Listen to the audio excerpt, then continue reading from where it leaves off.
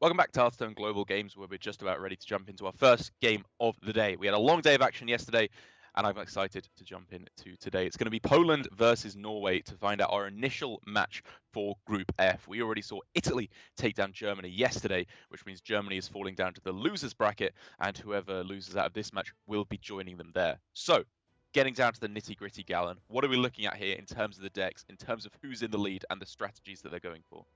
Well, we are going to be seeing a Druid Mirror in Game 1, and I'm going to be really excited about it because we've actually been seeing a couple of these so far in this tournament, or at least from my end. Yesterday, we saw a really funny Druid Mirror between Denmark and Russia that ended with some like explosive infinite baleful. We're going to see that here.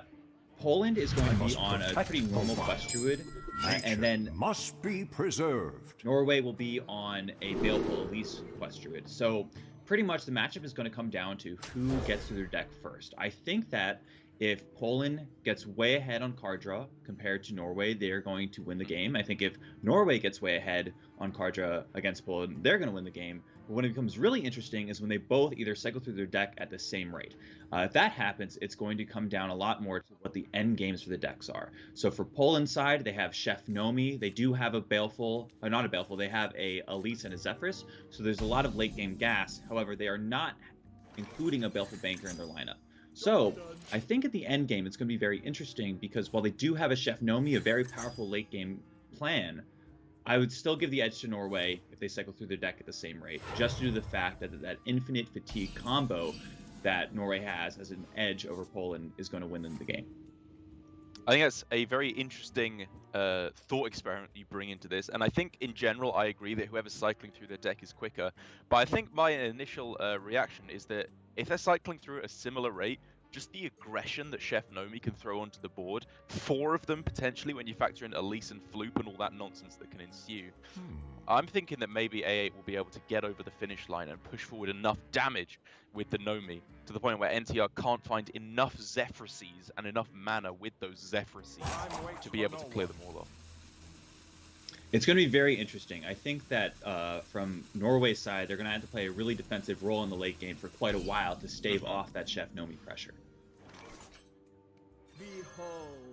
But before we get through to the late game, we got to do the early game. What do you know? And it does look at the moment like NTR is probably at a slight advantage. He hit the Crystal Merchant, which is obviously fantastic in the early game. He's got the Nourish. I'm definitely liking Norway's spot. There's an interesting decision point here for Poland. You can just cast Wardrobe Lodi as a 4-2 with Rush to clear off the Crystal Merchant, but it delays your quest and it denies you that late game Wardrobe Lodi value, which we've seen be so crucial for the Druid Mirrors. So I can definitely respect not taking the kill on the Crystal Merchant here. Me too as well. I mean, they still have the possibility to just go Wardrobe Lodi on 4, which doesn't stop their quest completion, because I'd say A8's biggest advantage at the moment isn't the card draw, it's actually just the mid-game pressure. Like, he may even consider just going Oasis Surger into Floop on turns 5 and 6 to try and close out the game before NTR can fight back. Yeah, I think that makes a lot of sense. You know, while we're talking about this, I did say that I'd give the edge to Norway in the late game if it gets to that point. So maybe what Poland's game plan should be is just deny the late game.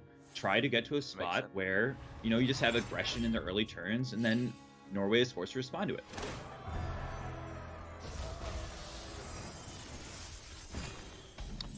The other way to answer this, well, quote-unquote answer, I suppose, or respond to this Crystal Merchant is to say, you know what, okay, you've already drawn a couple of cards.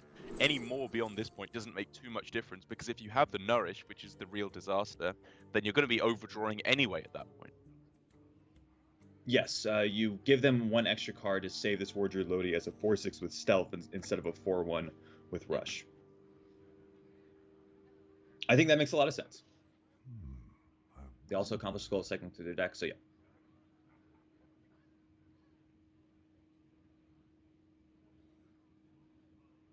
This is a pretty tough choice for Norway, I think.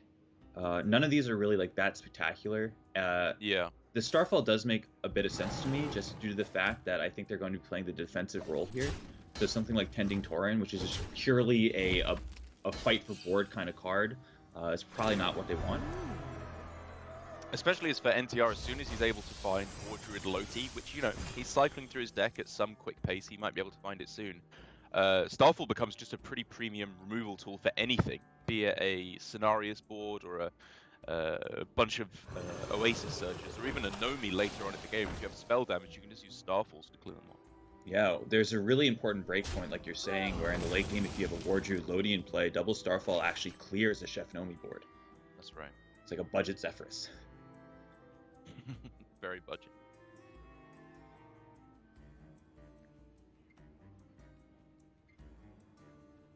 Alright, a lot of green flashing cards in NTR's hand. Kind of difficult to figure out what the best way to move through them is. First instinct is obviously just Oasis Surger and then trade back to reset the board. Doesn't sound terrible, but is there anything better they can be looking at here? If he had card space in his hand, the immediate play would just be to Nourish plus Wrath to 5/4. That's Agreed. pretty much denied, though. You know, they have 10 cards in hand. That's impossible. So I don't mind hitting Oasis here. You know, spend mana, get cards out of your hand.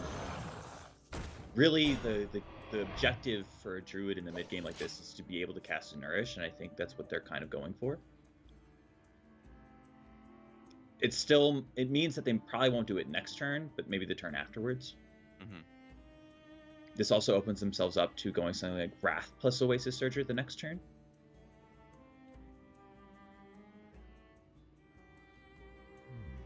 I wonder.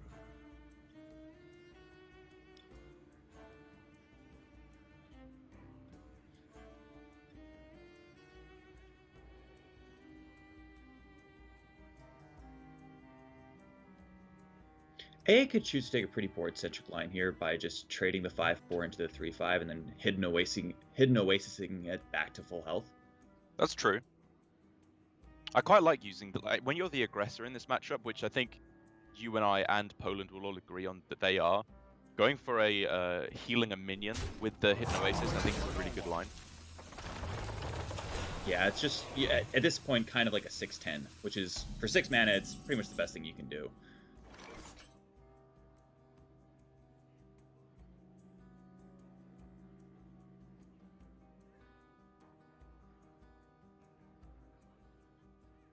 Lots of tricky decisions for Norway here.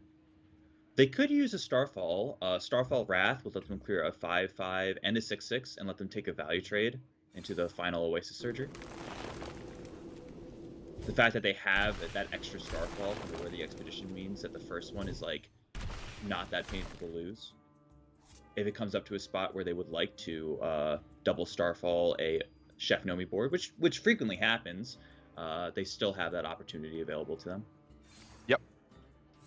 Yeah, I think I'm perfectly fine with this play. This is definitely what I was looking at first glance. It really just starts to play some cards out of their hand, the non-crucial cards as well, which will allow them to play the Nourish eventually, which is obviously very important.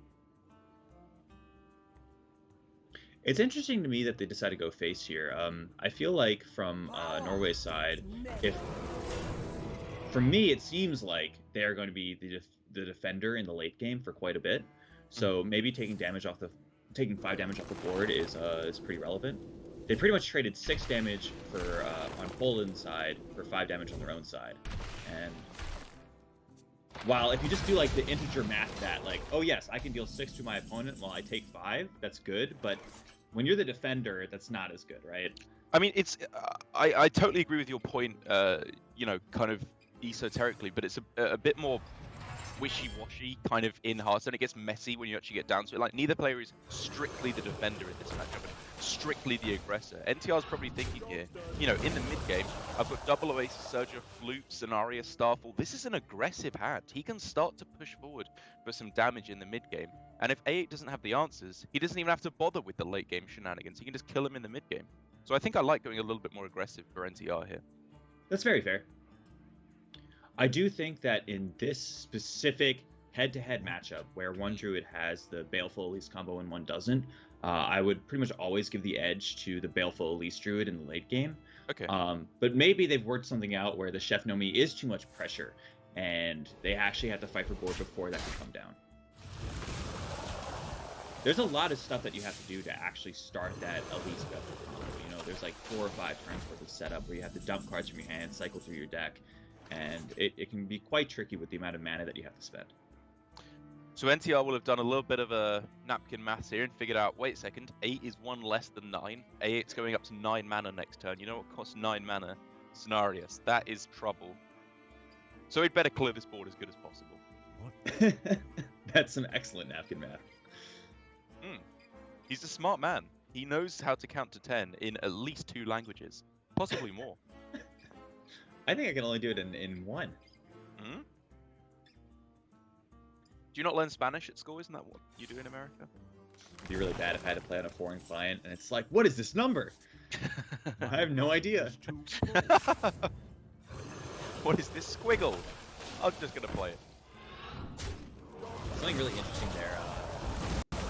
Norway decided to go for a Nourish, even though it could overdraw them a card. Specifically, it could overdraw them a Kun the Forgotten King, which I think is quite vital to late game. I think they realized that prioritizing card draw is just super important in this spot. It's a bit difficult on our side to see the amount of cards left in A8's deck, but I believe it is 15. So NTR and Norway are about 5 cards ahead right now in the Fatigue race, which is a very, very large number. Yeah, and I think I also like just using the Nourish to overdraw 1 card, because you got to remember, with all this Elise nonsense, you're copying your hand. So although because it now copies left to right, you don't have to play both copies of Nourish. You'd still like to play both copies of Nourish by the end of the game, which means you've got to start playing them quite quickly, actually. You don't actually have that much time before you start fatiguing. So I think even if you're overdrawing 1 card, that's probably the best you're going to get for NTR here. It is a bit interesting how if the card draw is late in the game, it impacts you negatively in like so many different ways. First of all, you're not cycling through your deck, but secondly, if it does get to that point, you still have to cast those cards. That's right. Like, it's not as bad as the old Dead Man's Hand Warrior, where if you didn't cast Brawl, you draw it like 50 times and your entire hand would become Brawl. But because you can just always try and keep the Nourish on the right hand side. But it's still bad. You still don't want to have it knocking about.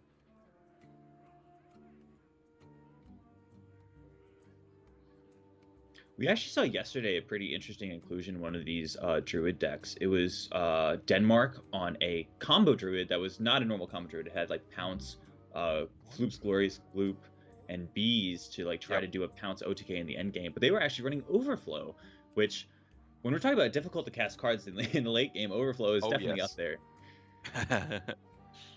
It didn't really punish them at any specific point. And in fact, it was actually quite helpful in the games that we saw. But just something to keep in mind.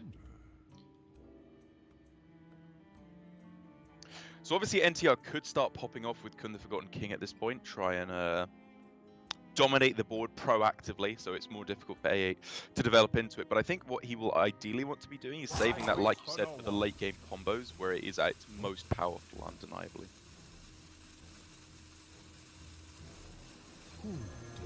Wow.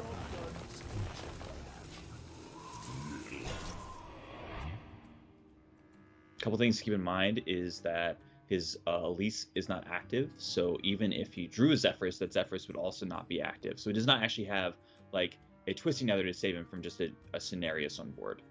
He would also need to draw the Zephyrus for that to happen. So I think contesting board here makes a bit of sense. You don't want to use your removal spells this early on in the game. Especially with stuff like Nomi in your opponent's deck. And maybe, I imagine that NTR and Hunter Ace have figured out a way to force out the Scenarius while still being able to clear it.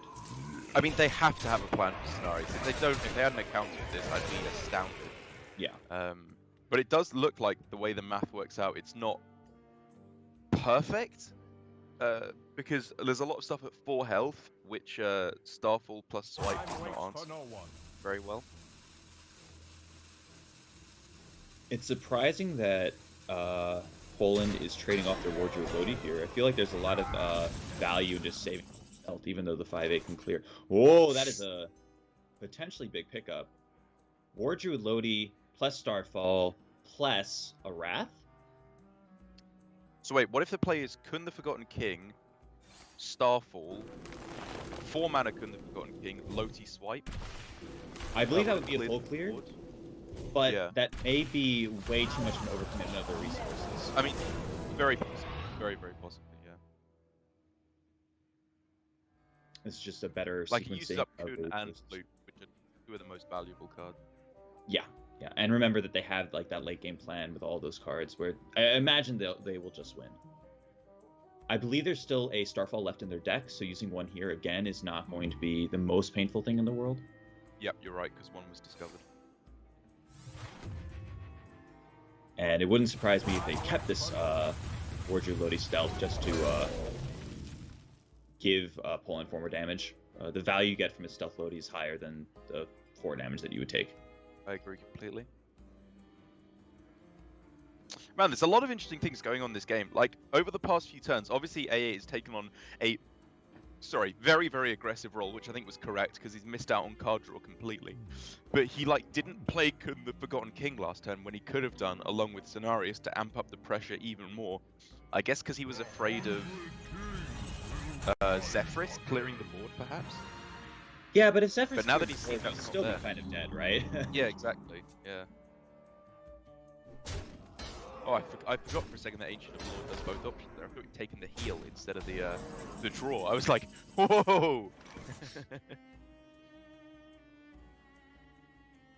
One thing I've noticed is that, well, there's been a very small sample size of these Druid games, but it does seem to me like taking a half-baked approach on aggression in the Druid mirror when you're the one that needs to fight for aggression is often incorrect, I think.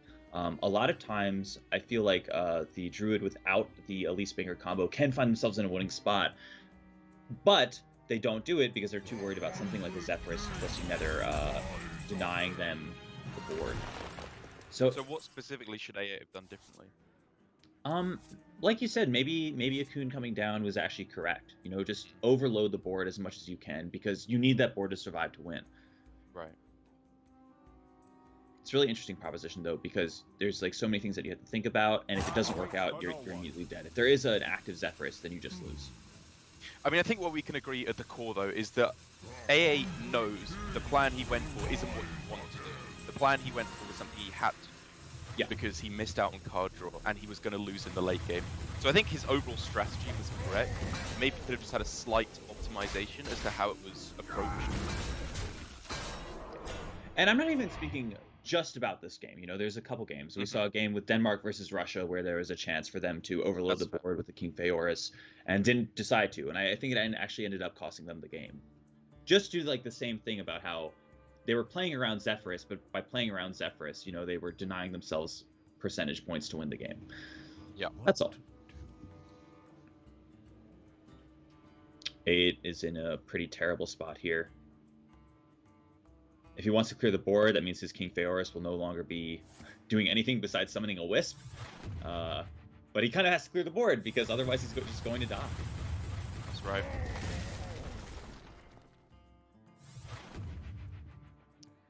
Well, he gets to summon a couple of Anubis defenders, and maybe if Nourish is the very next card of his deck, or, I don't know, Zephrys, it probably wouldn't even be active though. It kind of has to be Nourish. Yeah. Maybe we're looking at a game. Outside of that though, I think this is probably approaching GG. Our power is in our That's just good. That's just good. Yeah, the Zephrys is not active. Why not? All right, let's see the Wisp.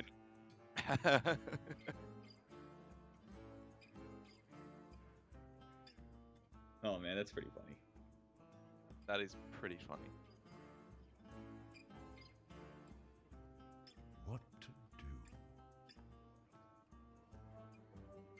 Yeah, Nourish is a pretty good card in this in this matchup.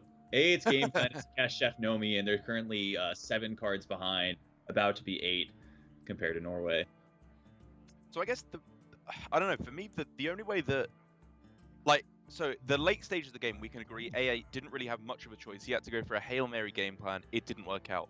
Early game, what I'm wondering is if he could have maybe evened the odds a little bit by killing off the Crystal Merchant a tad earlier, because the way it actually worked out, NTR had too many cards anyway, but from AA's perspective, maybe those 2 extra cards he could have denied would have been the difference between a Nourish and not a Nourish. There are a couple interesting marginal decisions, I'd say, that from Poland's perspective, and I think each one individually would not have like changed the game's outcome. I Agreed. imagine that if they had played the Kuhn alongside their like aggressive turn, I really Yeah. don't think it would have done that much. It might have pushed 7 or 14 damage, but again, Cards. when Norway is at what 46 right now, so 14 damage into 46, it's not killing them. So that decision wouldn't have changed anything.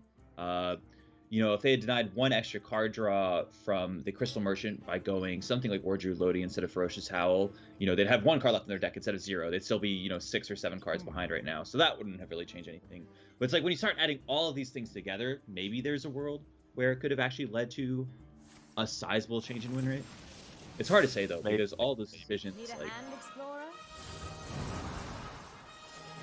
it's definitely hard to say. All right, that is a pretty good selection of minions to copy. At least back you go. We'll be needing you later.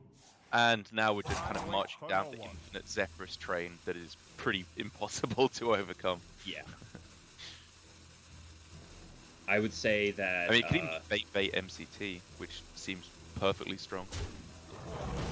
I'm just gonna say that But I guess- NTR and Hunter-Ace can play Hearthstone pretty well, and I imagine that they are going to win this game every single time. I would agree with you. It's a bold call you're making, but I agree. It's a hardline stance. Man, this would be a good Starfall, huh? I think if they had like several thousand Starfalls, they might find a world where they win. Not even several thousand, just like 80. Just 80 Starfalls, give or Yeah. take 80. That probably honestly wouldn't win though. I think if they had an extra 80 Starfalls, because that doesn't really like fight for board, so 80 wouldn't do it. Well, NTR has literally infinite value, so it would just go Yeah. to turn timer at that point. All they have to do is just make like a big Edwin and it clocks them. Yeah, exactly. An house of cards.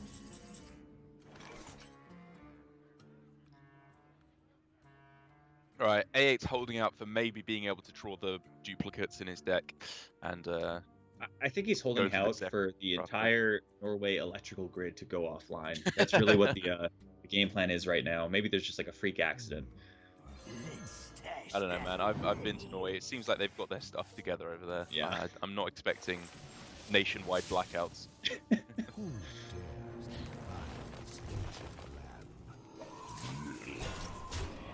Not lethal, but quickly approaching it.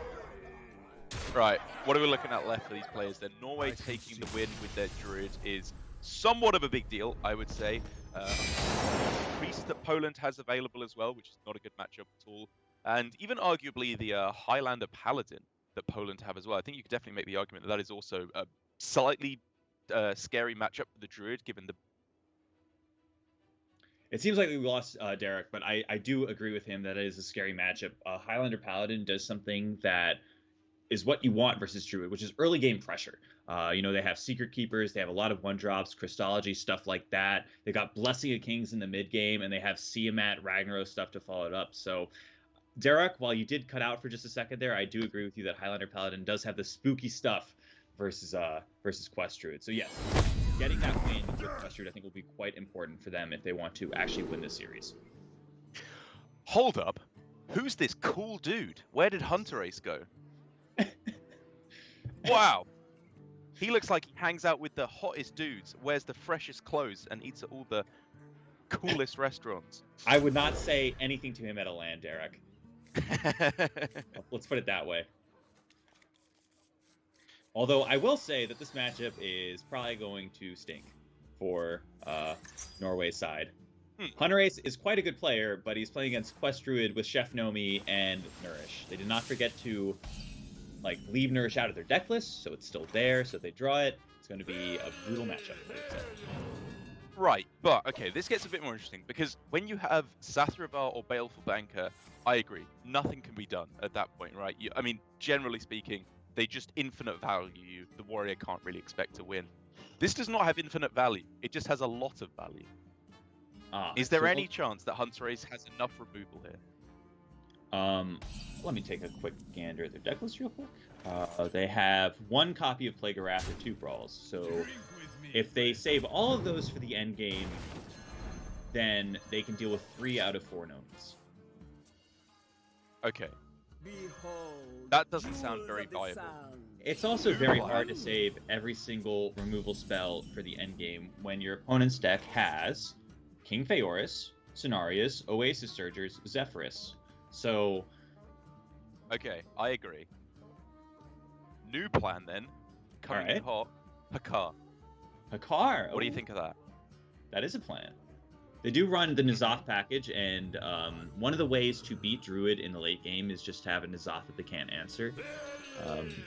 The combo of Kartut Defender summoning like 2 copies of itself every single time when it dies is like actually pretty important, because Kartut is a hard card for Druid to answer, I would say. Nothing does it really cleanly. Would you like to hear the Twitter DM that I just got from Casper Hunter Ace Notto? Yes, I would. Is he making fun of me? No. I'm making fun of Hunter Ace. Oh, okay. Go for it. It is. Yo, Derek, just gotta warn you, infinite misplays. Infinite misplays, Galen. Oh, okay. He puts on the hat, he turns it backwards, he becomes cool, and all of a sudden he forgets how to play Hearthstone, apparently. It's just a new person, man. This is Chad. Forget Casper. This is his incarnation, reincarnation as Chad. You know what I think it is? Because he's hiding the hair is where his brain is. If you ever see Hunter Ace in person, he has a very, very woolly set of hair. You know? And it's just not like there. one of those it's like one of those Play-Doh toys where you squeeze it and the Play-Doh comes through the head. Yeah. Like the brain is squeezing out. That's what his hair is. He has such a big brain that it's actually oozing out of his head. Maybe this is like his training method where, you know, he has to force it all back inside. No tomb can hold me. Well, we'll have to see. But at the moment, everything looks fine, I think. You know, he's bouncing back the Town Crier. That's a relatively standard play in non-fatigue matchups.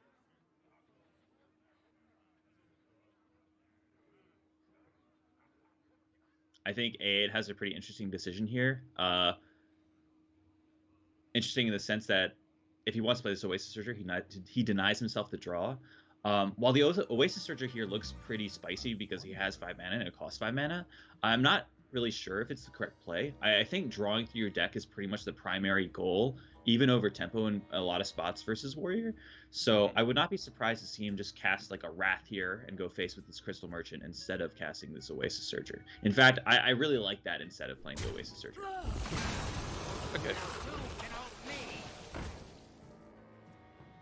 I mean, generally, I agree with you. I feel like the one thing that Druid feels like it's light on is actually kind of like mid-game pressure, because they only have 2 Oasis Surges, and outside of that, their mid-game's actually not that powerful. So saving it for threats as opposed to removal is generally a decent game plan. No tomb can hold me.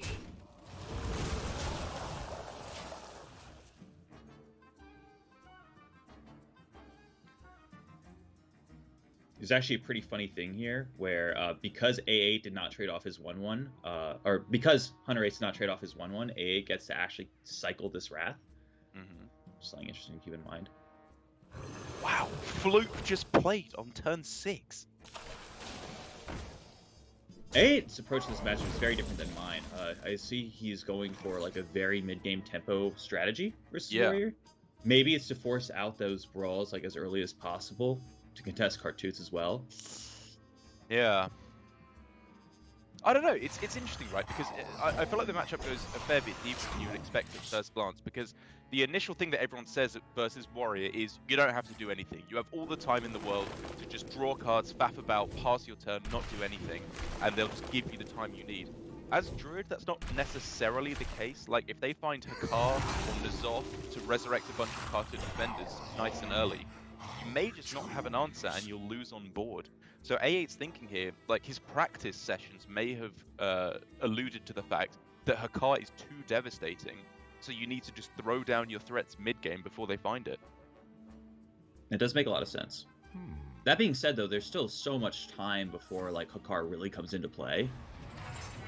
You know, it's at least 3 turns from now, if not more, just due to the fact that they still have to kill the Hakar. And there's also worlds where they just don't have a Hakar on turn 9, turn 10. which happens like a little bit more than 50% of the time. What? One thing to keep in mind is they, Hunter Ace and HR, they are not running a Super Collider. Super Collider is like one of the best cards in the matchup, I would say, just due to the fact that stuff like this, when you see an Oasis Surger board, Super Collider deals with 3 of those. Yeah, agreed. It forces the Druid to load up far more than they want to into stuff like Brawl and into stuff like Plague of Wrath. So that not being in their deck is actually pretty detrimental in this specific matchup.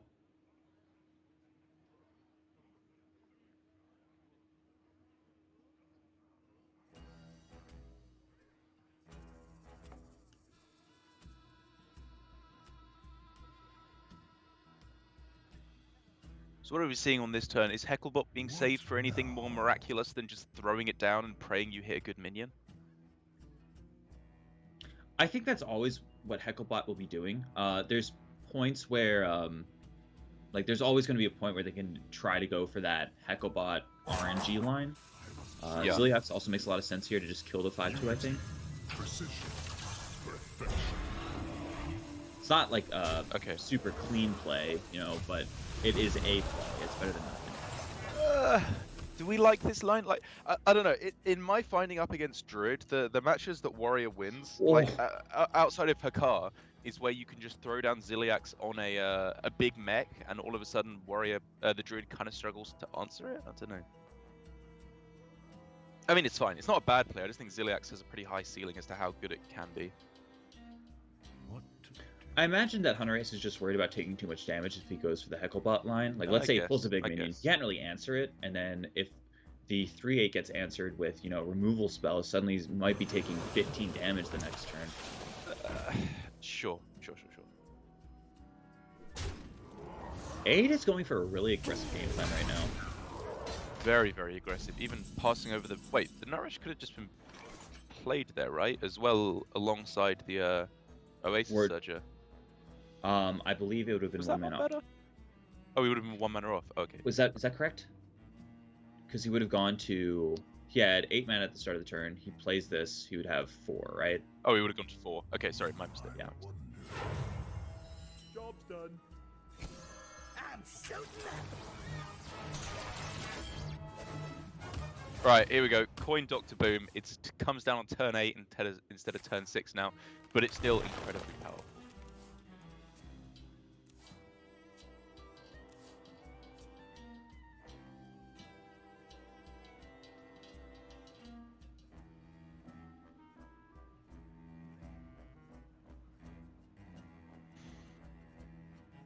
So Scenario is found in hand.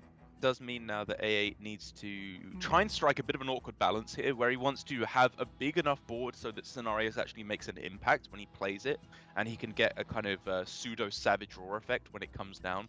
But he doesn't want to overextend so much to the point where removal is just demanded. I think that's a really good way of putting it. You want to... I imagine the Crystal Merchant here seems fine, but anything more does not make any sense. I agree. It still has utility, it's still drawing a card even if the board gets wiped. Yep.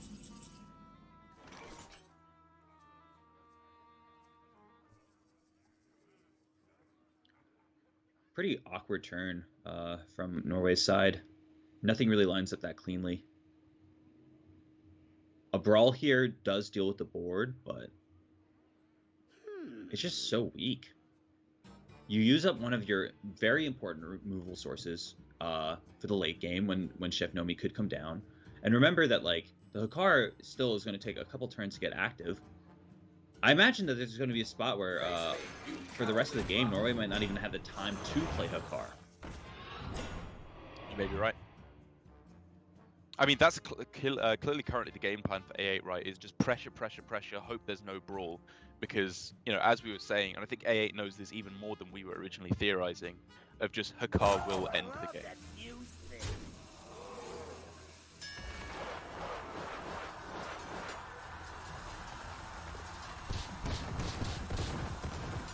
Woo!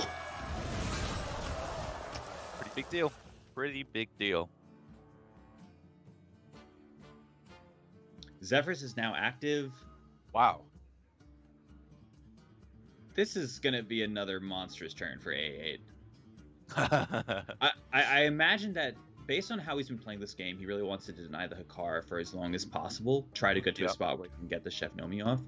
Something to keep in mind, though, is that if he just keeps his hand at 10 cards in the end game, then Hakar actually doesn't accomplish anything. That's If a A good starts point. That is- overdrawing bloods, then it really doesn't matter how many are, like, if there's one in his deck, it's just going to get disappeared from the overdraw.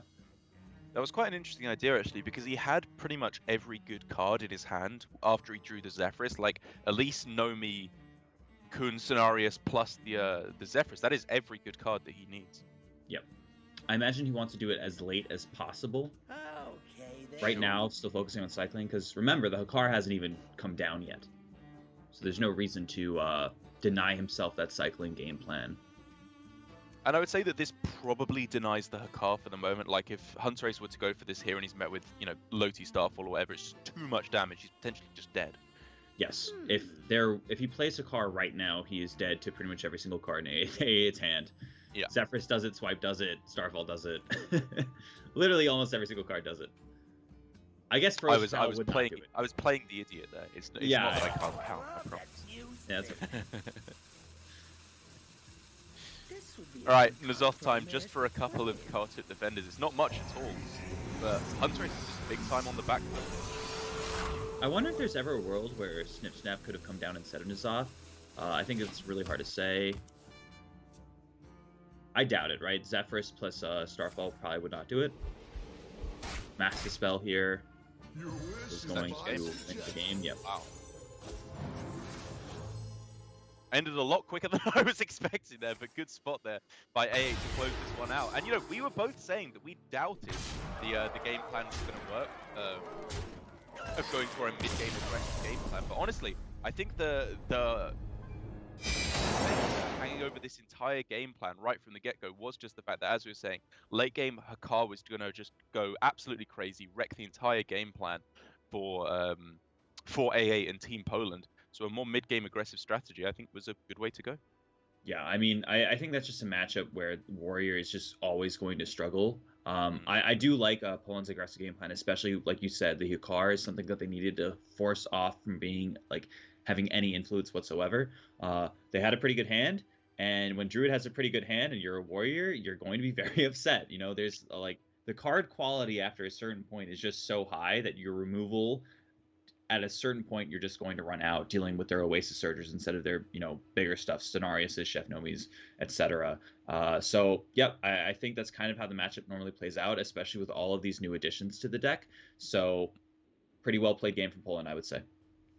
I would agree with that, and a well-deserved win comes in for both Druids here, which I think is arguably a bigger deal for Norway than it is for Poland, but it's still nice to get that out of the way when you're up against the Shaman. And now we're, of course, looking at the Priest and the Paladin for Poland. The Paladin, which I don't think we've seen at all here at Global Games, the Highlander Paladin. I don't know if you've played all too much of that deck, but I feel like it might be struggling a little bit against what Norway's got left over. Yeah, I believe for Game 3, we'll be looking at a Warrior versus Paladin matchup. And while I do think versus Shaman, it struggles immensely, Warrior is a much different beast for Highlander Paladin. Highlander Paladin is a deck with, like, a ton of different ways of just, like, outvaluing in the end game. They are actually running Nazoth the Corruptor in their Highlander Paladin, for example. So they have a lot of value packed in there. And if I had to go into this, I'd say Poland has a pretty huge edge in this matchup. Wow, wasn't expecting that, but I will get more of your excellent insight right after a quick break when we come back. More of Poland versus Norway.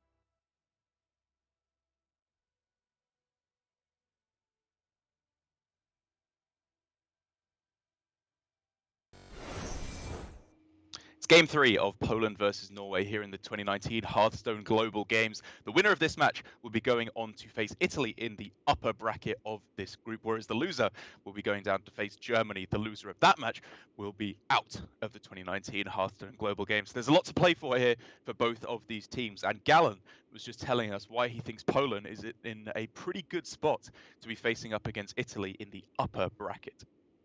You know, honestly, I think that both teams have a couple edges here. First of all, we look at the score, it's 1-1. They both got their Druid through, but like you've been saying, I think it's much more important for Norway to get their Druid through rather than Poland.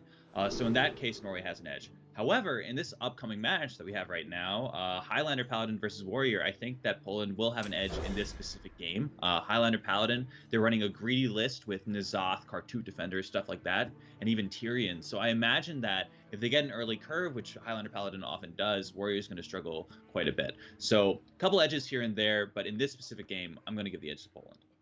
So you say that, but why? Because this has been called Highlander Aggro Paladin by a lot of players. The curve of this deck is staggeringly low. It runs like 10 1-drops. How is Warrior not favored against such an aggressive early game deck?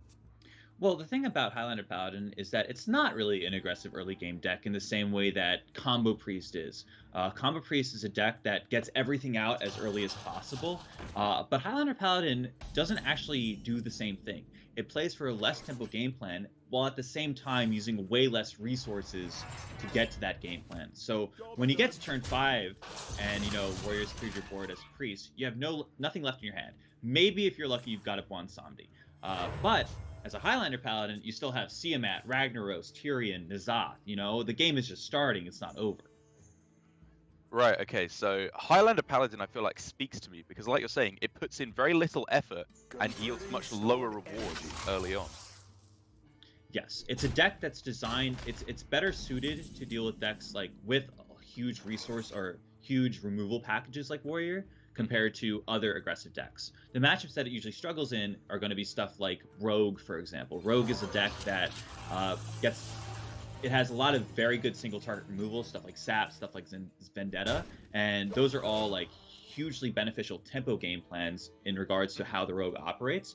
Meanwhile, Warrior's game plan, it's not to fight for tempo, so even though the Paladin's minions can get cleared, it's not like they're in any trouble. This has kind of been a theme against Warrior for a lot of the games so far, is the fact that you can have an off turn versus Warrior and not be dead in the water. A lot of decks will punish you for not doing anything, but Warrior is not one of those decks. Well, we talk about having dead turns, but for the moment, Xeno is not having any dead turns at all. The Crystology obviously was able to help him, give him a few more options on the coming turns, because now he's he's got plenty of options. We could be looking at Coin Blessing of Kings for like the most aggressive option possible, Coin True Silver Champion for removal, or just more minion development instead. Yep. I imagine that from the Highlander Paladin side, saving this coin is probably going to be pretty important. Mm-hmm. Something like Hidden Wisdom plus either the Sunreaver Spy or Micro Mummy makes some sense. There's definitely a lot of merit to consider how the Sunreaver Spy will line up versus Hunter Ace's best plan, which is probably a Restless Mummy next turn. Yeah. Got something to hide? Right now, Restless Mummy would full clear the board, but Hunter Ace does need to keep in mind a lot of the tricky secret mechanics. That's the thing, is that Xeno can maybe try and just hope that Hunter Ace fluffs this one up, because he'll be expecting, you know, auto defense matrix or a redemption as well, maybe even an avenge that's been brought in with the Doom in the Tomb update, which would be very, very powerful here. He basically just needs something to stick on board, I would say, to get that Blessing of Kings down. And if that happens, Xeno should be in a great spot. Yep. Hunter Ace gets massively rewarded against several secrets by trading with his Snip Snap first. It's better versus Noble Sacrifice. It's better versus Auto Defense Matrix, like you said. But that's not the secret that's up right now. So from Hunter Ace's side, he might try to go for the one that's more percentage-wise better and end up actually suffering because of it. If that makes sense. It's actually really complicated. Because we can see what's going on in the game, it's not a hard turn, but that's not always the case. Trading this first to, if in case it's a redemption, sense. I imagine at this point, He finds the best line. Yep. Wow. That is a huge draw. That is going to help smooth things over quite drastically, I would say. Hunter Ace has a very good idea of what the secret is. I imagine that it's only hidden wisdom at this point. Every single other secret that Paladin has is a very combat-based secret. Auto defense matrix, avenge, hit. It could also be never surrender, I believe. So it's between those two. But the addition of this, I imagine that Mysterious Challenger is always going to be played next turn. The addition of that would make it a lot more confusing. Actually makes it a lot less confusing when you know all of the secrets at once. It just makes it a lot worse because they're all in play. Yeah. I mean, there's usually like a pretty agreed upon like method of how you activate them. Like, you know, it's going to be get down, and then the auto defense matrix is going to trigger, and then blah blah blah blah blah. You know, you can work through it, but it doesn't make it any less painful to have to try and work through them. Yeah.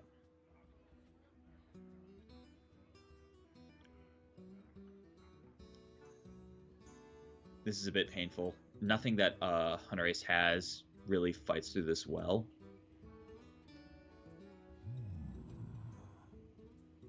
Can he even clear the 6/6 this turn if he wants to? I'm pretty sure outside of a brawl, no. There is one line that clears the 6/6, but it's very painful. The 3/2 would need to go face first. It would proc the Noble Sacrifice.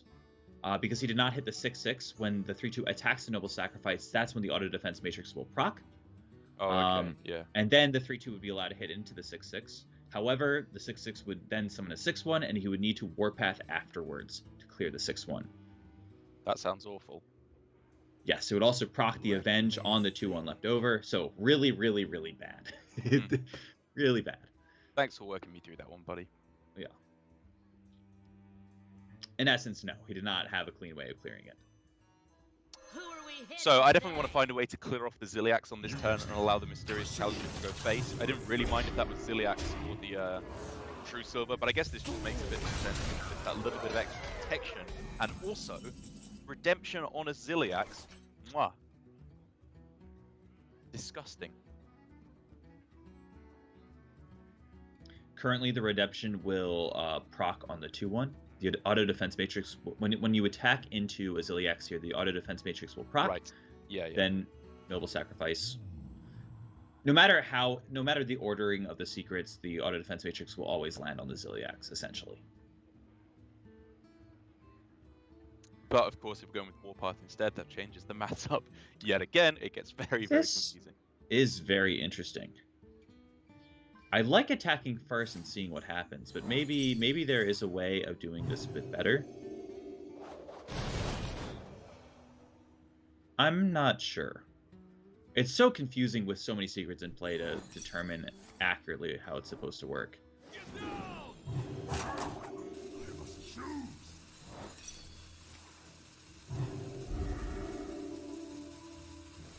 This does kill everything, which was kind of his goal. I mean, imagine that's what he'd be doing with the Plague of Wrath anyways.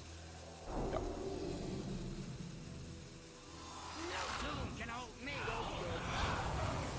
Alright, I think I'm happy with that play, all things considered. It cleared all the damage off the board, even if he you lost your attacked- Restless Mummy. Whatever. I'm fairly certain that either way it works. So they did the right thing that turn. You could attack the Restless Mummy first, and then you would be able to attack again, and then Warpath and still Plague of Wrath. It doesn't really matter. Essentially, they did the right thing. Yeah. Unless if the other play played around Redemption better. No, I don't think so. No. It was like a flashier and fancier way of getting the same result. Yeah.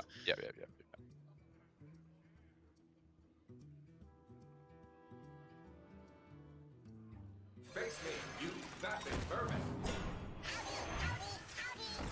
Pretty decent pool. Could have been a lot worse. It could have been better, but it could have been a lot worse. You know, could have pulled something like a Ragnaros. Tyrion.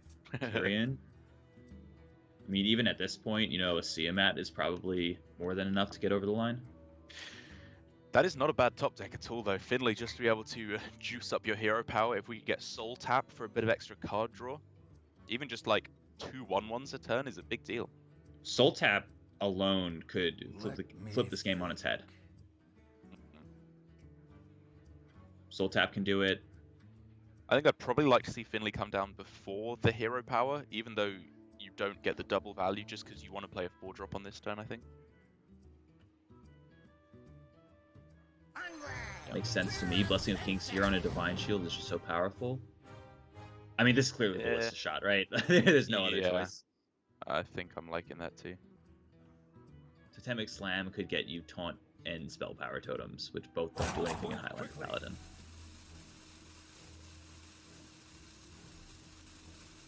Let me think.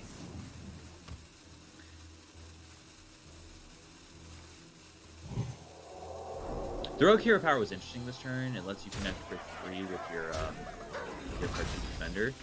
But I think in the long run, it just makes a lot more sense to have the Ballista Shot.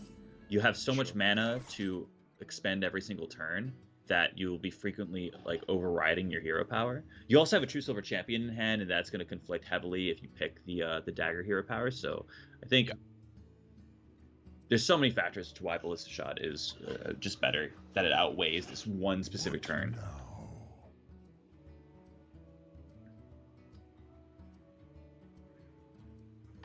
Interesting thing to keep in mind is Annoying Module is a mech, so this Dynomatic will clear the 3-1 and the 2-3 if Hunter Ace so chooses. Then you obviously have to consider Redemption, though, which at this point Hunter Ace has, I think, 100% read that is Redemption and Hidden Wisdom.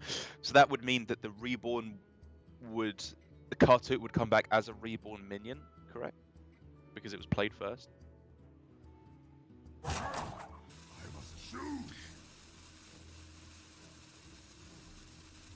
Correct me if I'm wrong, but wasn't Redemption already procced? Nope.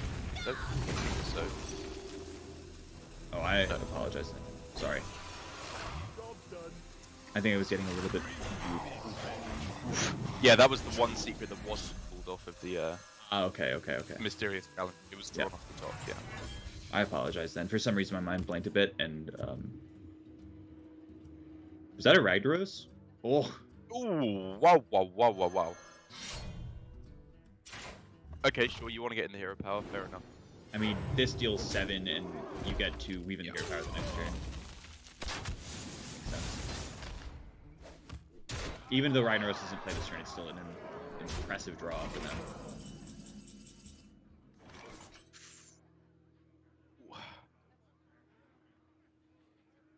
What does that res at the moment? Has he played a Kartut? I believe it's right? 5-7. So it's a 5-7. Oh no, Snip Snap. Played Snip Snap. I guess Yeah, the Snip Snap would be pulled. It was not magnetized to anything. That's one of the interesting things about Death Rattle minions is like if you magnetize a Snip Snap, it's no longer considered to be a Death Rattle minion. So a lot of times with a N'Zoth deck, you have to like partition your Snip Snaps in an awkward fashion to get more value later.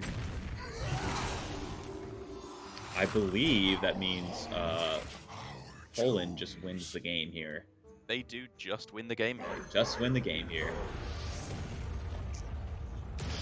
Nice easy sequence here for Xeno, and I mean, I'm still trying to think through what Hunter Ace's infinite misses were throughout this game, because I think, like, I don't know, for the most part, it felt like everything was kind of on. Like, the Dynamatic turn, resing another 3-1, I don't know if you didn't think that would happen, but I'm sure he... That was probably... Everything else was just so bad.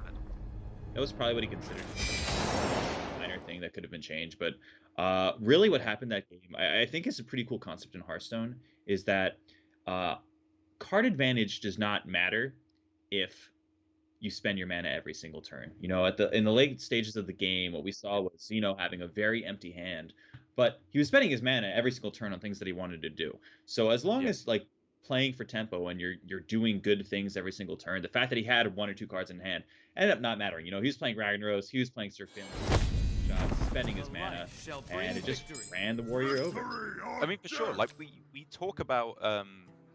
I was saying about it being an aggro deck with it running like 12 1-drops in the deck or something like that. That might be a slight exaggeration, but it doesn't even matter because you rip them all out of your deck with the Mysterious Challenger, and at that point, yes, he was drawing pretty disgustingly good draws with Ragnaros into Tyrion and all that nonsense, but he was very likely to. He doesn't have that many bad draws left in his deck. And that's kind of why going into that game I said it is much better for a Paladin than it would be for a Combo Priest, for example. You know, Combo Priest late game draws are Divine Spirit and Silence. They aren't Ragnaros and Tyrion, you know. So they kind of encapsulated why I think Paladin is much better in that specific matchup. Xeno off to a pretty good start. Northshire Cleric is the most important card to have versus Warrior. It's the most important card to have, but specifically versus Warrior, it's also the most important card to have.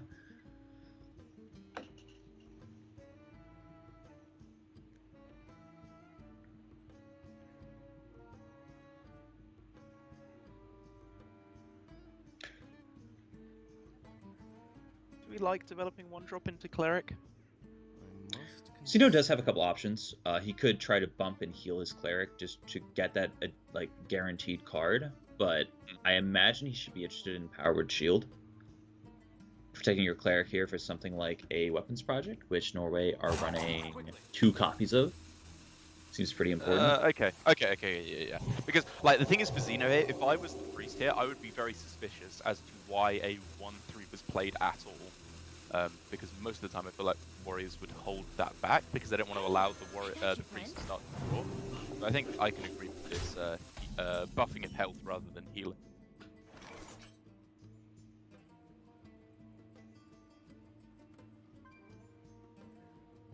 Yeah, you've already got one drop in play. The Cleric can already draw. Let's get another one down and draw that second Mummy.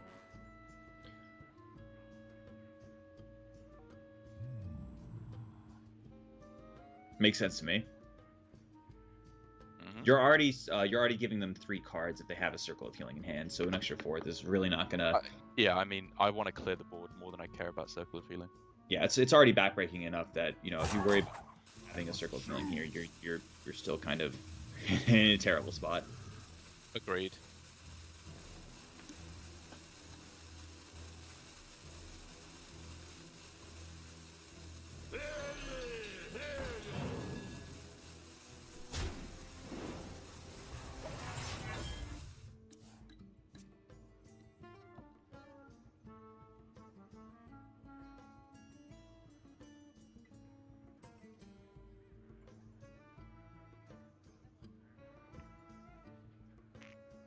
Now feels like the time where you want to start drawing, I think, rather than developing, because when you have a Cleric on board, usually I find against Warrior, you just want to make as much use of that as you possibly can, while you can. Makes sense to me. I imagine that Xeno's hand right now is pulling him in kind of 2 different ways. One hand, it says, play an Injured Blade Master into a Psychopomp, because that's really powerful tempo. The other is just, you know, card draw. And I do think card draw is the more important thing in the long run. Agreed. Especially as, like, you know for almost a fact that they have a Restless Mummy in hand. Like, it's very, very likely. And so giving them something to just perfectly trade into with it feels very weak. Even though you can res it, like you said, some of the time. Can they perfectly trade into it? The Restless Mummy would need to die to enable that, right? And it doesn't die the first time it hits into a Cleric here. So Restless Mummy does not actually... Oh, no, sorry. I didn't mean it cleared the Cleric. I mean it clears the 4-3, the Blade Master itself. Oh, okay. Bashes into it. Yes. Yes, the Cleric is quite well protected here against Mummy. I apologize. Not forgiven. We're through. What now?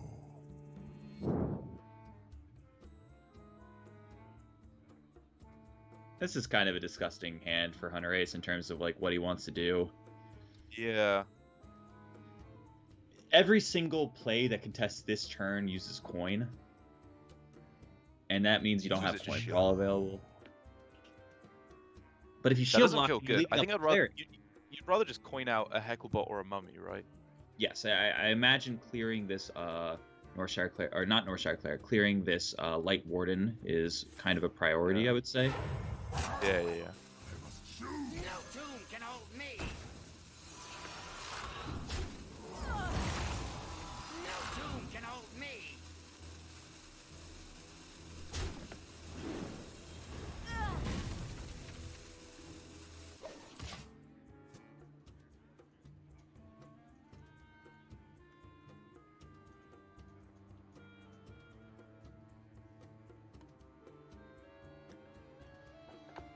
Oh, that is a huge draw, right? That is a very big draw. That allows for... I guess you probably save the second cleric, right? Like, or do you just want to go all in right now? I guess, fair enough. I was gonna say, like, you want to make sure you keep drawing cards for as long as possible, but I guess if you can do it all now instead, it's kind of a similar thing.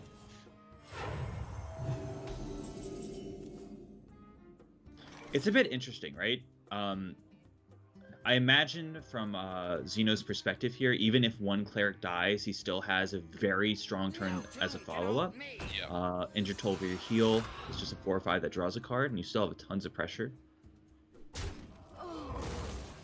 Wow, that is... Just this cleric, man. This buffed up cleric. Xeno's just been absolutely doing That well. is And I really very like, as interesting we were to me. saying, that he's been prioritizing card draw so much. Hunter Ace just made a play where I would say, could easily be a misplay here. He decides to save his Restless Mummy.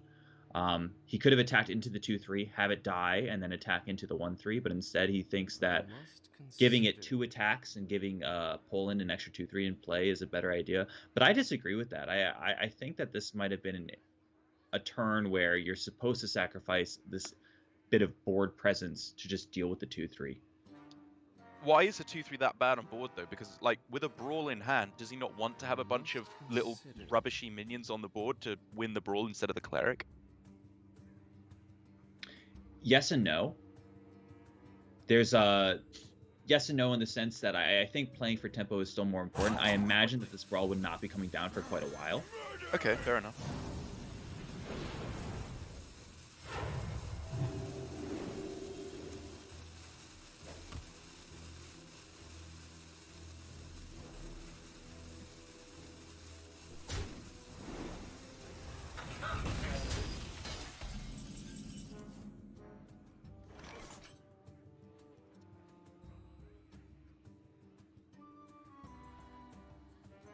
It does end up directly benefiting him here, I would say. Like it for this specific turn, I think it might have been a little bit better what he did. I still just find it like this is not a board that you actually. I don't know. I just don't really like. I get your point, but why is leaving a 2/3 on board that bad? Like, how does he take advantage of that fact that he has a 2/3 in play? It's mainly that I would say most of the time it does not lead to anything good. Okay.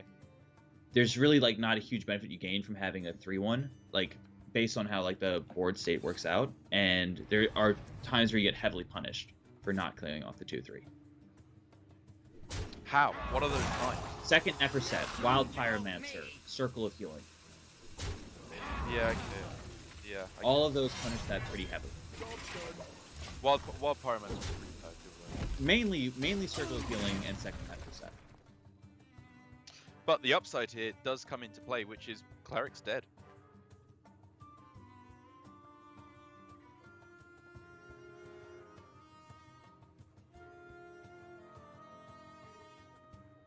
I definitely think that it worked out very favorably how they did it, or even not very favorably. I would say favorably. But there's a lot of like risky things making that board centric play. For sure. I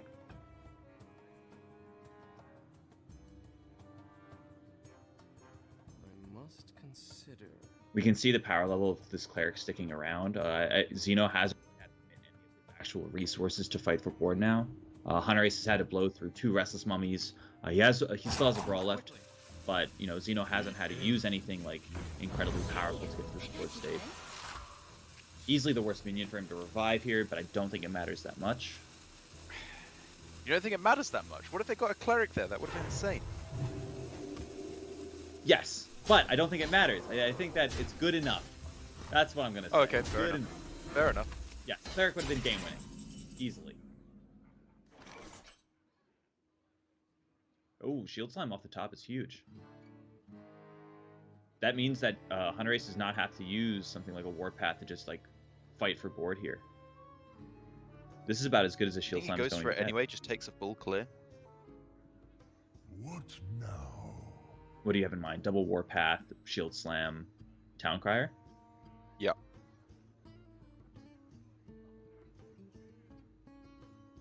It seems to me like a shield slam and just a weapon hit kind of do the exact same thing, saving the warpath. Fair enough. Maybe there's a world where you could do something like Hecklebot this turn. Then you run it. I guess you have to start with Hecklebot then, because in the case that you hit Amet, you obviously need to be able to shield slam it away. There's a couple minions that are pretty scary. The second cleric is something that you'd have to shield slam. They've The both Bwansamdi as well. I imagine that Xeno is running a Bwansamdi in his deck. Yeah. And they are running Bwansamdi, and there's also, a second Interplay Master. This is actually like quite a bit of minions that are kind of scary here. I mean, this ordering was just wrong, right? Like, he could have... Is there any reason to not just go Hecklebot first, in case he gets... We do see that in this specific case, he actually got rewarded for doing it the way he did. Of course, because of Taunt. Yeah. But I still agree with you that the other ordering was correct. Amet and both Amet and Cleric were a lot scarier. Yeah. Well, the second Cleric had both been drawn and played, but I agree, Amet was very scary. Oh, I'm totally wrong. I apologize. Amet was definitely scarier, though. Yes. And so was Bwansamdi. Mm-hmm. Yeah, the second Cleric was played. For some reason, my mind was still centered around that. I wonder. My bad. Right, okay, we are now looking at a... There's like a lot of tricks that can be pulled here, but everything needs either a Cleric or a Light Warden to really make it pop right now. Because Xeno can push through and get like... How much damage is this? 12, I guess? Like 14, 15 is the max he can get through on this turn. Which isn't really enough.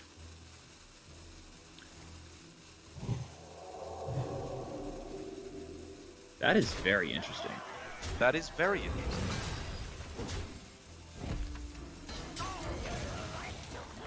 He does manage to say the Divine Spirit, but was topsy-turvying the...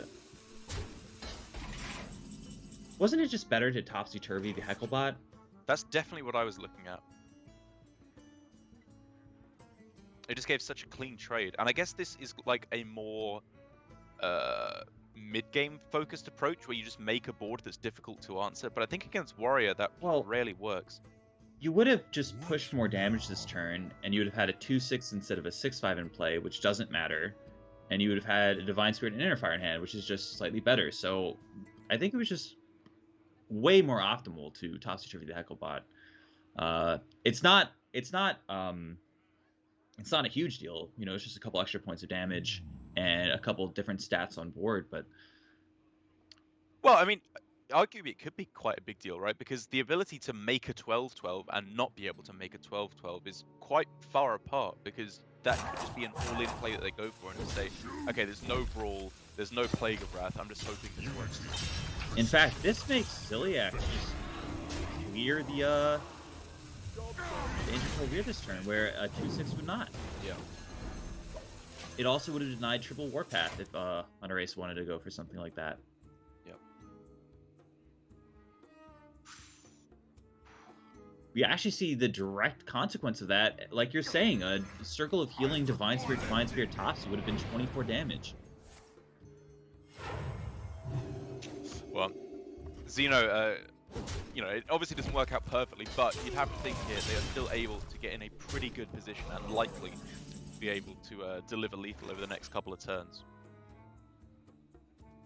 With, 24, 28 damage potentially available on the next turn? That looks like it may be exact lethal.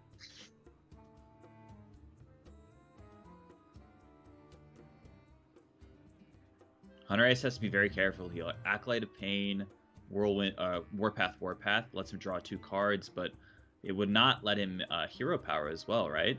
He would survive at 1 then if he went. He would survive at 1? Acolyte, yes, because Warpath. a 2/6 would become a 24 attack minion, and then there's the 1 in play. Yeah. So he just has to be very careful.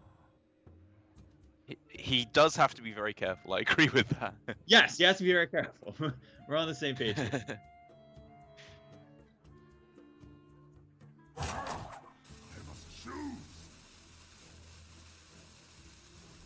Does Ziliax Hero Power line up better? I don't think so. I think drawing cards is this.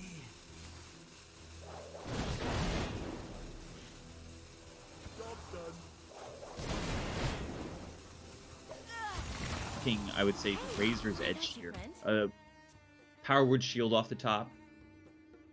would give Xeno the win. One Somdi. So that will draw the second beaming sidekick, which will allow for lethal on the following turn. But that, of course, allows for Hunter-Ace to have another turn of development before that happens, another turn of disruption, more importantly. Which means, you know, meaning 1 damage off lethal could make all the difference in the world. Like, imagine if he just had an inner fire here. Yes. The one inner fire that he had to buff the beaming sidekick by one attack would be lethal on this turn. Also, if he had just used his Topsy-Turvy on the Hecklebot, I believe he would push a bit more damage. Yeah. And instead of being 1 off, he would be like 2 over. Yeah, it gets a bit more complicated because like Hunter-Ace had to bash his weapon into a 6 attack guy instead of a 2 attack guy. But either way, you know, I think we can agree. Even though it gets really, going really back to that complicated, turn, a like slight unoptimization. Yeah, I mean, like, and if you want to argue in that line, I'm sorry, this is just like because it's just like a small thing, but it does really matter. Those kinds of like small things. You're right that he bashes us. You'd have to bash a 6 attack instead of a 2 attack, but it had 6 health instead of 5. Suddenly the Ziliax plus the weapon swing would not have killed the injured Tolvir. So, like, again, multiple factors in play.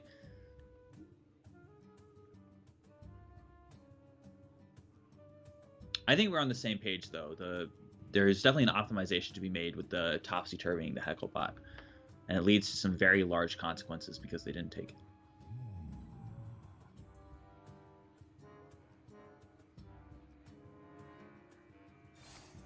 So on this turn, I like the Dr. Boom is not being gone for. I think we can all agree that's a bit too scary. God, it makes a lot more sense. Because Hunter-Ace, he knows his deck inside and out. He can smell when a priest is getting close to lethal, and this smells like that.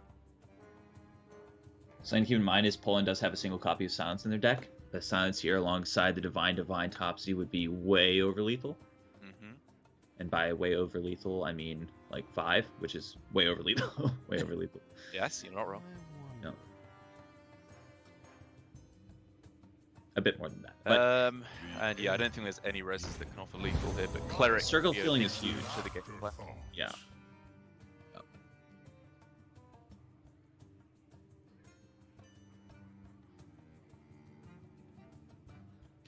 Alright, well, I think we're just looking at, you know, push through this, and again, just try and set up for lethal next turn. I must consider. Is there a clean way of doing it? Quickly. Using the 7/7 here is a bit awkward against something like the Plague of Wrath. You would really want somebody to stay alive next turn. It's true, but I think you got a pretty good read that Plague doesn't exist at this point, and if it comes off the top, you know, well done. I guess the argument could be you've seen both Psychopomps and both Clerics, so there's no more Clerics in the game right now. So just playing a Circle of Healing here to deny that Plague of Wrath makes a lot of sense. There's really not a higher value play to be made with that card. Is it time? Is it finally Brawl o'clock? It has to be, right? You can't go for the N'Zoth here, even though it gets you 2 Kartut defenders. You can play a Ziliax afterwards as well, so even if a big minion survives, you're probably not dead. N'Zoth, if you do everything... Yes, I agree with you. I think that the Brawl makes a bit more sense. The N'Zoth actually lets one thing through. It lets the injured Tolvir through. The 7/7/3/1 kills something, the 9/2 and the 2/3 kill something, and then you can go Beaming Sidekick to make it a 2/8, Divine, make it a 32 attack minion. Oh, well, wait a second, because that actually does keep you alive versus Divine Topsy. I think you'd rather have the N'Zoth as your, like, final, this is over card. Like, that That's locks so out the big. game. The fact that the 9/2 can just die to the Ziliax. Yeah, absolutely massive.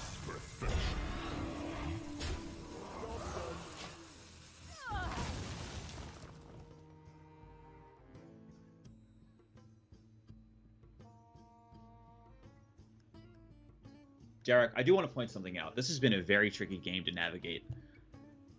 There's been so many decisions to be made by both players, even from like the earliest turns.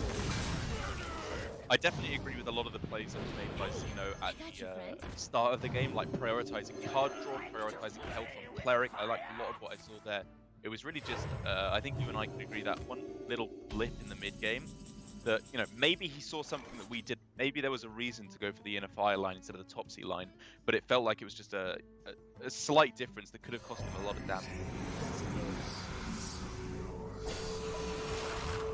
I'm just gonna come out and say I do not think I would have played this game on Leaf side. But from a top-down view, it's a lot easier to see. Like it's a lot easier to see like where things could have gone a little bit better. It's great in the cast, isn't it? I love it. It's fantastic. Well, I mean, just like thinking about this game, I realize like there's still things like that I could definitely learn.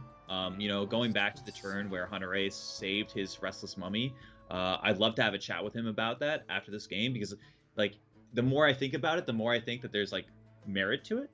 And I think from Xeno's side, there's also some plays that have merit that I wasn't considering. I do think that the turn that is the turning point is the topsy-turvy turn. And it's just so interesting because it's a very minor optimization in the grand scheme of things. You know, there are turns in Hearthstone that are like very clearly wrong, turns in Hearthstone that are very clearly right. But that was just like a very difficult one to spot. But I think it's going to have like long-lasting repercussions. I imagine that Xeno would have won from that spot if he had gone for the topsy-turvy instead of the inner fire. And it was just like this one minor decision, you know?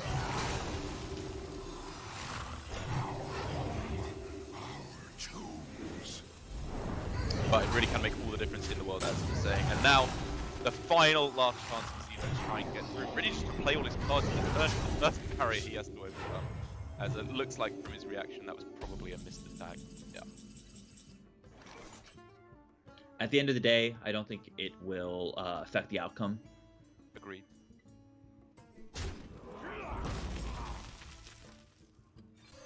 I'm so glad. Hunter Ace deciding that this is a turn where he can just play as Dr. Boom pretty safely. I don't think there's any world where that's not the case. Yes. Sure. That's a nice top deck, though. Amet plus double Divine Spirit. Like, I don't know. You maybe don't do that right now, but it's like the kind of thing that can give Xeno a hint of a chance. I think you do that right now. You just go for it. Yeah, you need a... I'm not even sure how you do it, because you have to clock face with a topsy-turvy, and that means you have to do it twice, which is... That's not going to happen, but you really have no other game plan here. I see a dark future. Let's go. The largest of boys.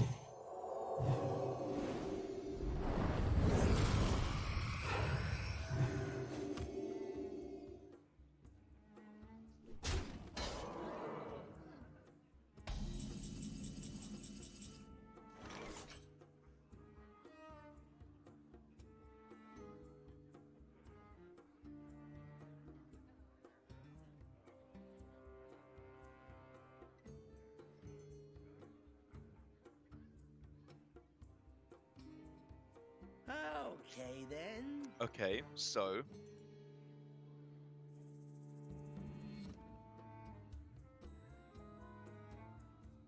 I think Hunter Ace is just in a spot where he needs to optimize the rest of the game. He's really in no danger of dying for quite a while. At some point, he will need to clear this High Priest Amet, but it doesn't necessarily need to be this turn. So loading up with Snip Snaps makes a lot of sense. You're in no danger of dying. Yep. yeah, it could set up for a very powerful roll on the following turn as well. Oh, I love that fuse thing.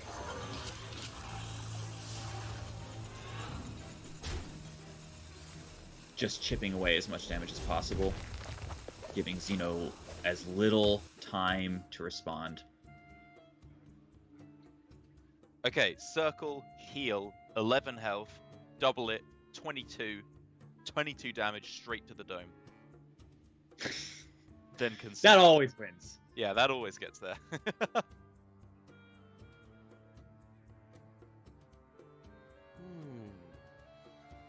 It's interesting that Hunter Ace said that the series so far has had infinite misplays. Well, I think he also messaged me saying, you know, just because I said infinite misplays doesn't mean I make mistakes every game, but I'm enjoying watching you try and figure them out. I must So, consider. poo-poo to you, Casper. You troll. I've talked about this before on the Grandmasters broadcast, but Hunter Ace does have a very good approach to Hearthstone. He tries to take advice from as many people as possible. He often, messages me and other people after a match for like minor things he could have done better, which I think is like very cool because one of the things that is very difficult in Hearthstone is to analyze losses, specifically losses. Going back and watching, games where you could have possibly messed up is not a skill that most people actually have. But Hunter Ace does, and I think it's very important for like if you want to become a truly great player to analyze when you mess up, even if it is painful to revisit that experience. A lot of people, might have a very big game. They might be playing for several $1,000s, and things don't go the way they lose. It's going to be a very painful moment. It's like one of their biggest failures in life, honestly.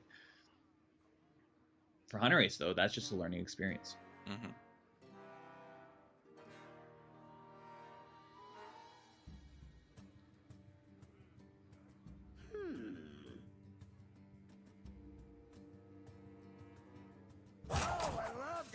Okay, Thorisan instead of the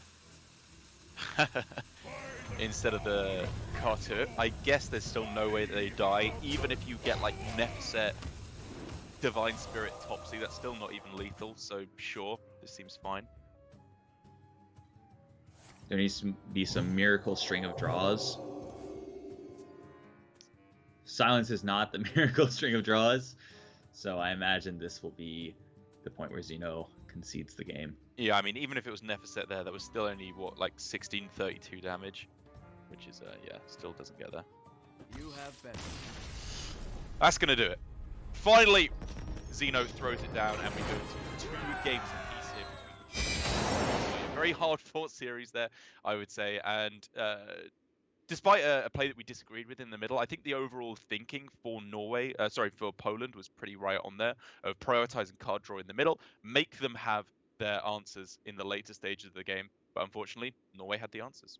Yeah, I mean, I think I want to correct that. I'm going to disagree with you about unfortunate.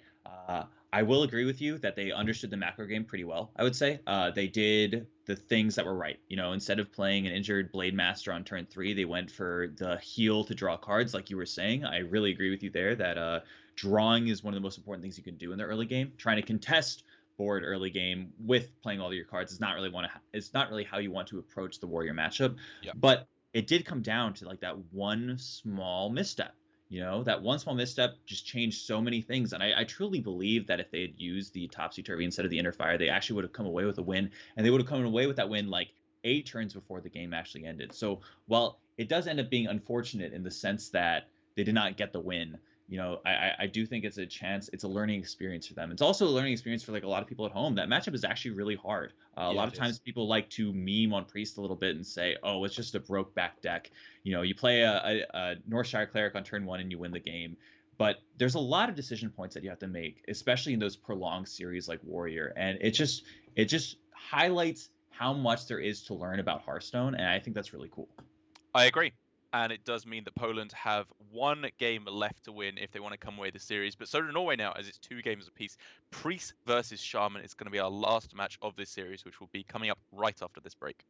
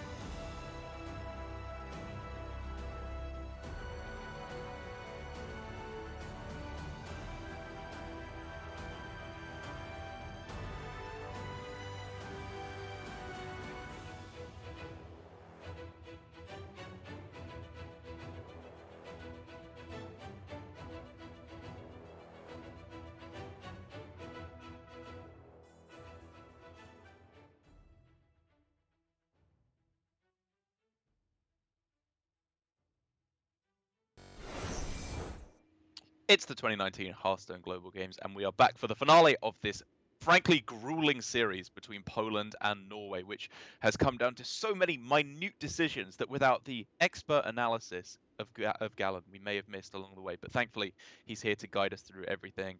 And he's going to be guiding us through this last match between Priest and Shaman, two of the most infamous decks, I think it's fair to say, of this metagame. How do they stack up against it?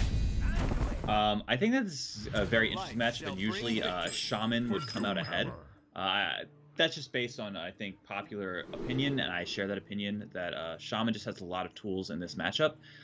Priest was notoriously like the deck to play as before the Doom and the Tomb update. You know, everyone was kind of saying, oh, Combo Priest is just the best deck. But with the addition of Evolve into Standard, I think that Shaman has kind of overtaken Priest, and for good reason. And specifically in this matchup, I think it just has the stronger tempo tools to fight early. Mogu Flesh Shaper, for example, is something that Priest struggles to deal with. And even just Desert Hair Evolve is just a very strong mid-game plan. And Darok, I just want to say this. You have provided some excellent insight as well, and I love hearing you every single time. I enjoy casting you. It's a pleasure as always. Oh, come on. You're going to make me cry.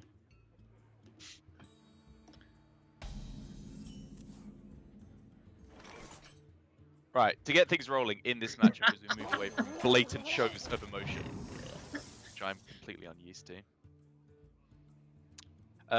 Things are looking, I would say, decent for NTR. You know, he's got a decent early curve, but he doesn't have the real cards, I would say, that you're looking for to lock down this matchup. Primarily, of course, is if you can do the broken combo with Hair, Mogu, and Evolve, you want to do that. That'll win pretty much any matchup.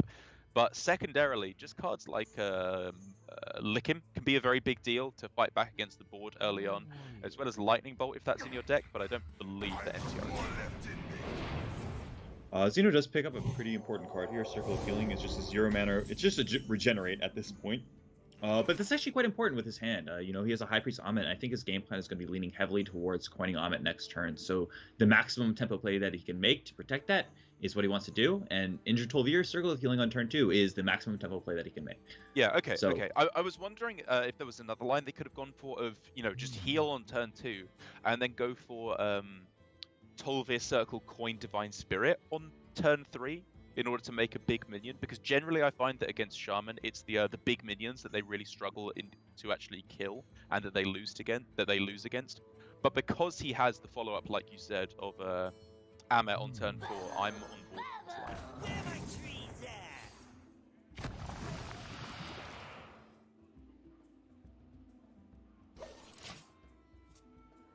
That's actually pretty good selection interesting, of minions. Yeah, the Source's Apprentice, if it stays alive, leads to a very cool turn next turn. I doubt it will. Even the Kaboom bot's pretty nuts. Oh yeah, because the Kaboom bot actually lets him get a kill on the Amit. Right. I must consider. It is pretty interesting how big minions are kind of Shaman's problem. I would say that as like you said, you know, very big minion as Priest is really what you want to do, and it's the same for Rogue. Honestly, one of the most important cards in the matchup against Shaman is Edwin Van Cleef. It's something that you want to keep on the play specifically, where most matchups you normally wouldn't do that. One of the easiest ways to win is just to develop a big minion that they can't answer. You know, once a Mogu Flesh Shaper can't get that value trade, it loses a lot of its value. Ooh, big top deck there for NTR. Yeah, because he can zap this Light Ward and suddenly he actually gets a clear on the Injured Tol'Vir. Yep, he does. Absolutely huge. This Kaboom bot was actually sick. It was basically a 6-2, which is nothing.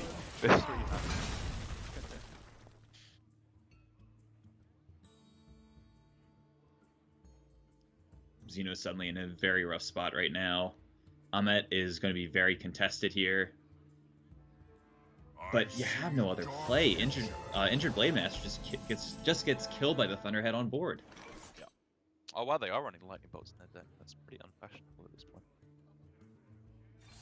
Just They one. have one bounty of Lightning Bolt. Yeah.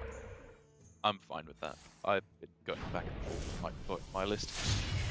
But that does of course mean that we're looking at a clear on the Amit, which is a massive deal, because that is one of the real ways that Shaman can end up losing. one 7 health minion's bad, a bunch of them is just game ending. With it gone, I'd say NTR's looking in a good spot. I think there's a bit of a debate on whether you want to play around Wild Pyromancer. Trading into the 3/6 still plays around it, I would say. I really don't think you are worried with a 4 health minion. So I imagine that's what NTR is going to be going for. And the thing is, like, even if the Wild Pyro sweeps up a bunch of the 1/1s, you have second Thunderhead plus the Voltaic Burst next turn, so if anything, it just frees up some board space for you.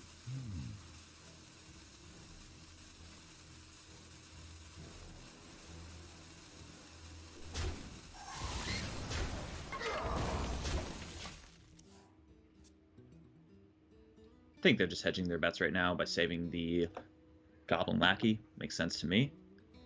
Yeah, allows them to rush in the Thunderhead, which I think is, even like in the worst case scenario, that should get them out of it, I think. The worst case scenario right now is probably something like Psychopomp, reviving an Amet and Coin Divine Spirit. And with a 4-attack Thunderhead, 8 in play, they actually... Do they get a clear? They're very close to clearing that huge of an Amet. Oh, that is probably going to lock it out. Xeno could still get a Wild Pyromancer, but if NTR sequences this properly, I think he can avoid even that as being a bad scenario. Yeah, I'm just wondering how best to sequence this one out. Like, should he try and just save Thunderhead plus the Voltaic Burst for later on in case everything gets cleared? He could trade in all of his 1/1s into this 4/5, Thunderhead, then Voltaic Burst, and he would get 5 bursts in play. End the turn with a 3/6 and a 3/4. It's pretty safe against a Wild Pyromancer specifically. Yeah, I guess so. There is little time. Shall we make a storm?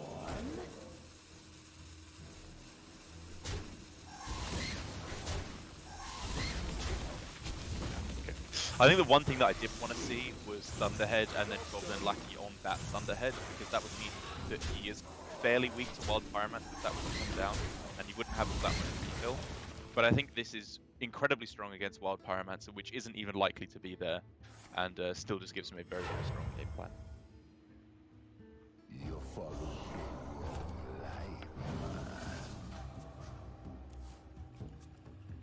Bloodlust is 26 right now. Bloodlust at the top would do it. Sea Giant is also huge. You can just rush it in, take it out straight away.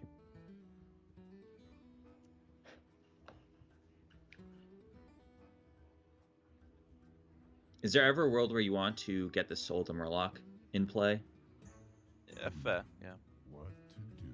I think that's the only question NTR has to be asking himself. Or, yeah, asking Hunter Ace as well.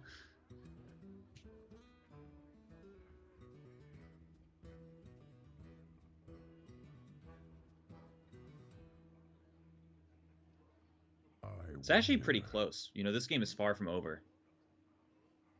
The fact that Xeno has double Cleric means that a single Circle of Healing would be big news. He already has used one, turn 2, to protect his injured Tolvir, but a second one would be fantastic. Wild Pyromancer off the top of his deck is also a very big draw, and he has 2 of those left.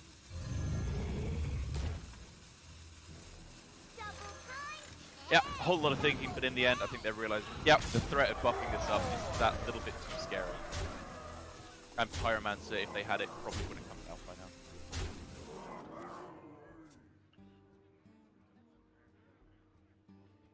Injured Tolvir. I imagine the turn is starting with Cleric, Tolvir. Me too. It's a lot of mana, though, to spend. It only leaves them with one, and the whole board just gets wiped at that point. Yeah, there is definitely a merit. Thunderhead. I wonder. Oh. Because then you get to save the 2 extra Like, mana. just save 2 mana? You could also go for a single Cleric and Injured Tolvir heal, and that would give you enough mana to play Wild Pyromancer as well. But I do like your idea of going Cleric, heal the Thunderhead. Yeah. Just because you kind of need a miracle to happen if you're going to pull this one out, and miracles take mana.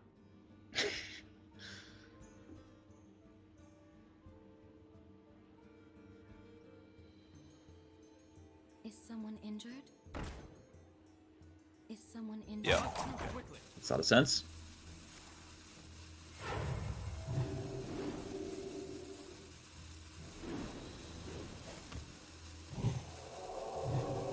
That's a shield, Needs to be this very card. and they don't that's look fine. happy. You have better. Hunter Race and NTR are going to take it 3-2 versus Gino and A8 will be falling to the lower bracket where they're going to be facing Germany in the elimination match. But this was a very interesting series for me. It was a grueling one. Like you just said, lots and lots and lots of decisions to be made every single game. And we saw lots of minor decisions actually ending up mattering a huge amount. So, Darok, tell me, what do we have in store for the next couple games? Right, I believe that we are going to be heading to. I don't know if we can get the graph up of the match for Group F here, but I think next we are going on to the upper bracket match. Is usually what we do. We find out who's going through in first place, which is going to be Italy versus Norway up at the top of the bracket, and then we'll find out who we will be eliminating out of the group between Poland and Germany. So lots of very, very exciting matches coming up. It's difficult for me to even decide who I want to go through on a like a bias level, even on a personal level. I really like all the players on all of these teams, and I'm quite good friends with everyone in this group, it feels like. So for me personally, I will be both elated and devastated, no matter what the results are. It's a lot of feelings running hot around here. I definitely agree with you. I mean, so many of these players that are playing for their countries are good friends of ours, and personally, in the elimination match, I will be rooting for Germany. I think I'm going to be a little bit biased towards them. Yep. But Poland, I've had a lot of chats with A8. He's a great guy. So either way, depending on if they win or lose, it's still going to be happy and sad no matter what. So I definitely agree with you there. Like you said, but we're going to take a quick break while we get the next match set up for you guys. It is going to be, I believe, the winners match between Italy and Norway coming up next here in the 2019 Hearthstone Global Games.